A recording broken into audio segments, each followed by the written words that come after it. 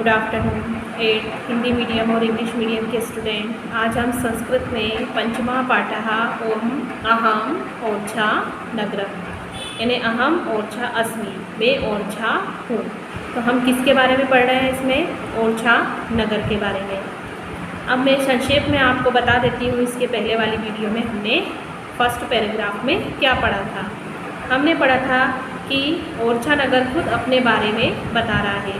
ओरछा नगर कहाँ है? टीकमगढ़ जिले में स्थित है और यह एक बहुत प्राचीन नगर है। इसकी स्थापना बुंदेल राजपूत रुद्र प्रताप के द्वारा की गई थी। ये चारों ओर से घने वनों से ढका हुआ है और यहाँ पर इन वनों में कई वन्य प्राणी निर्भय होकर विचरण करते हैं। 4 नदियाँ यहाँ पर बहती है, जिसका नाम मैंने आपको बताया था। कौन कौन सी ये 4 नदियाँ थी? धसान, जामनी, जतारा और बेतवा।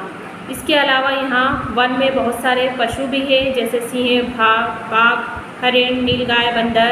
ये स्वच्छंद होकर यहाँ पर विचरण करते हैं। इसके अलावा इस वनों में सागौन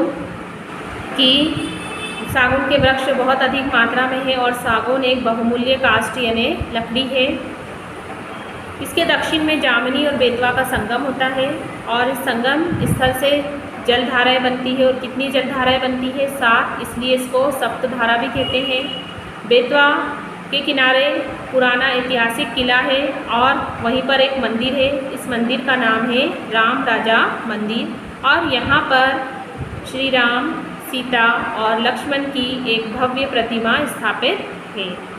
तो यहाँ तक हमने इतना इसमें पढ़ा था और साथ में ये भी पढ़ा था कि 4 नदियों के होने की वजह से यहाँ पर काफ़ी अधिक हरियाली देखने को मिलती है। चारों तरफ वन है और ऊंचे ऊंचे वृक्ष है और साथ में खेती के लिए ये जगह भी उपयुक्त है। अब आगे वाले पैराग्राफ में हम पढ़ेंगे मंदिरस्य उद्याने विष्पान स्थलम।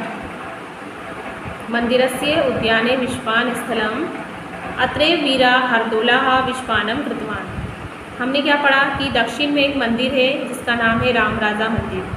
मंदिर के उद्यान में विष्पान स्थल है। अब मंदिर के पास जो उद्यान है, बगीचा है, वहाँ पर एक विष्पान स्थल है। यहाँ पर कहा जाता है कि वीर हरदोल ने विष्पान किया था, यानी जहर पिया था। मम भूमो अनेको वीरा धीराः श्रेष्ठाः पुरुषा अभवत्। मेरी भूमि, अब ओरछा क्या कह रहा है? प्राचीन नगर है और वो क्या बता रहा है कि मेरी भूमि पर अनेक वीर, धीर और श्रेष्ठ पुरुष हुए। तेषु हरदोला नाम अति प्रिय आसीत्। और इनमें से जो हरदोला है वो मुझे अति प्रिय है। ये भी एक वीर सैनिक थे, वीर योद्धा थे। सह राज्ञा जुझार सिंह प्रिय अनुजा आसीत्। और वह राजा जुझार सिंह के प्रिय अनुज थे, बेटे थे। परम चाटुकारे धूर्ते राज्ञाः मानसी राज्ञा हरदोल संबंधे संदेह उत्पादितः। परंतु चटकारों, धूर्तों ने, जो राजा के वहाँ पर बहुत से धूर्त लोग थे, बेकार लोग थे, दुष्ट लोग थे, उन्होंने क्या करा? राजा के मन में रानी और हरदोल के संबंध में संदेह उत्पन्न कर दिया, जिसकी वजह से हरदोल ने महारानी की सामान रक्षणाय राज्ञाः संदेह निवारणाय च विष्पान कृतवान्। महारानी के सम्मान की रक्षा के लिए, राजा के संदेह को दूर करने के लिए, उसके निवारण के लिए विष्पान कर लिया था, जहर पी लिया था और इसी बगीचे में पिया था, इसी उद्यान में पिया था। इसलिए वहाँ पर उस उद्यान को क्या कहा जाता है? ज़्यादा सम्मानित किया जाता है और ज़्यादा गौरव से देखा जाता है। अदापि तस्य बलिदानस्य स्मृता समस्ते क्षेत्रे सजीवा इव भाति। आज भी उनके इस बलिदान को याद किया जाता है और जब ये बातें की जाती हैं तो ऐसा लगता है वो दृश्य क्या हो गया है? सजीव हो उठा है। विवाह अवसरे महिला तम प्रथमम पूजन्ति। जब भी यहाँ पर किसी का विवाह होता है तो उस अवसर पर सबसे पहले महिलाएं यहीं पर इस मंदिर में आकर प्रथम बार क्या करती है? पूजती है। सबसे पहले यहीं पर आकर पूजा अर्चना करती है। अगला जो पैराग्राफ है वो है मम दुर्गम अपि सुदृढ़ कलात्मक च अस्ति। मेरा जो किला है वो सुदृढ़ और कलात्मक है। दरबार भवनम शीश भवनम च दुर्गस्य वेष्टियमस्ति। इसमें से दरबार जो भवन है और शीश भवन है वो किले की विशेषता को बताता है। सर्वेषु भवनेषु स्थापत्य कला सुंदराणी चित्राणी मनसि रंजयन्ति। अब इसी भवन में सभी जगह स्थापत्य कला का सुंदर चित्र देखने को मिलता है जो मन को आनंदित कर देता है। भवनानां गवाक्षेषु अपि प्रस्तरपट्टिकासु सूक्ष्मं शिल्पकार्यं विद्यते। और यहाँ के जो भवन है उसके गवाक्षों में पत्थर की पट्टियों का सूक्ष्म शिल्पकार तो देखते ही बनता है। बहुत महीन कार्य यहाँ पर किया गया है। पत्थरों को तराश कर उन भवनों का निर्माण किया गया है और उसमें बहुत ही सूक्ष्म कारीगरी की गई है।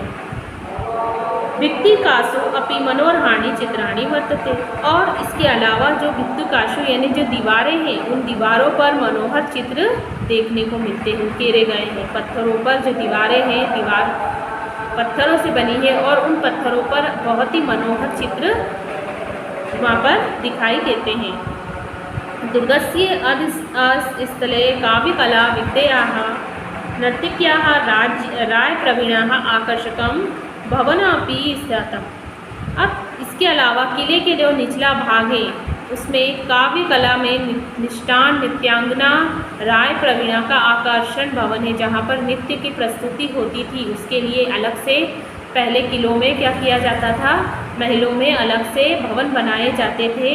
राज दरबार होता था तो वहाँ पर नृत्य को बताते हुए अलग अलग चित्रों के माध्यम से बताया है कि यहाँ पर नृत्यांगना अपना नृत्य किस तरह से प्रस्तुत करती होगी। इसके अलावा वामे दर्शनीय चतुर्भुज मंदिरम विद्यते। और बाईं ओर यहाँ पर दर्शनीय चतुर्भुज मंदिर है। अत्रापि प्रस्तरेषु कलाया चित्रणम अद्भुतम भाति। यहाँ पर भी पत्थरों पर जो चित्रकारी की गई है वो बहुत ही अद्भुत प्रतीत होती है। मतलब पत्थरों पर ही चित्रकारी यहाँ पर की गई है।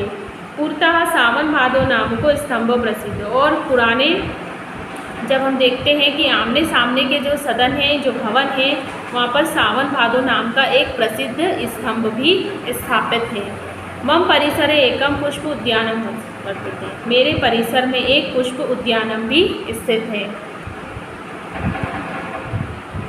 तत्र विविध वर्णानि पुष्पाणि पर्यटकानां चित्तं मोदयन्ति।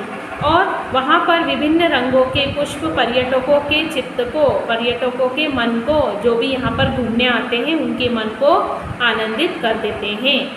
उद्यानस्य नातिदूरे हिंदी भाषाया प्रसिद्ध कवये केशवदासस्य स्थान अस्ति। उद्यान के निकट ही समीप ही हिंदी भाषा के प्रसिद्ध कवि केशव दास का स्थान भी स्थित है।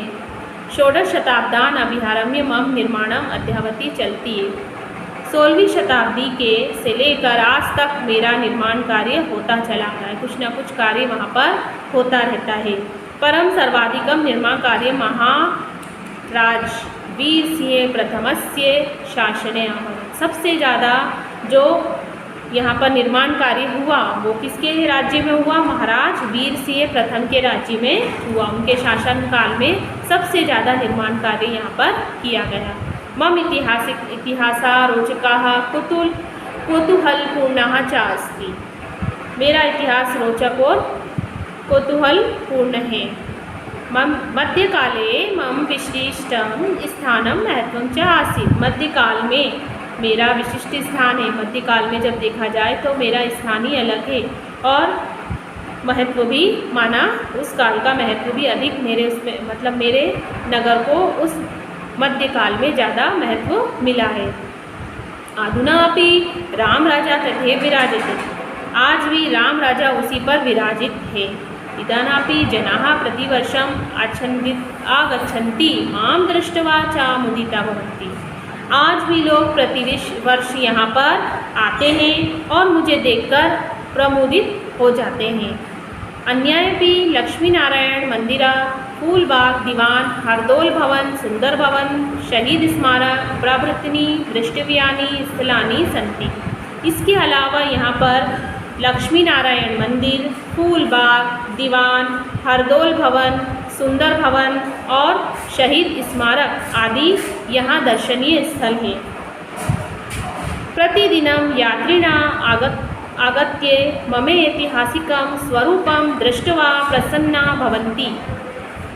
प्रतिदिन यात्रीगण यहाँ आकर मेरे ऐतिहासिक स्वरूप को देखकर प्रसन्न होते हैं और च तान् विलोक्य अहमपि प्रसन्ना भवामि, और इसी प्रकार उन्हें देखकर मैं भी प्रसन्न होता हूँ। तो ये जो पाठ था ये किससे संबंधित था? ओरछा नगर से। और ओरछा नगर ने अपने बारे में खुद हमें अपने इतिहास के बारे में रोचक जानकारी दी है। तो ये कहाँ स्थित है? टीकमगढ़ जिले में स्थित है, जो दर्शनीय भी है और लोकप्रिय भी है। इसका इतिहास में एक अपना अलग ही महत्व है। तो आपको इस पाठ को पढ़ना है यहाँ।